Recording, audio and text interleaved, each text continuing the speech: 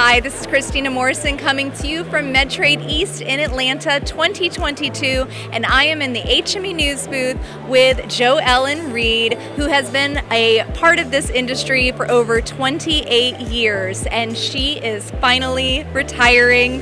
So we want to wish her congratulations. And Jo, what is one piece of advice or kind of a takeaway that you would leave with your friends in the HME industry? I so wish I had known about this equipment in this industry like 30 years ago when my mom was living with us.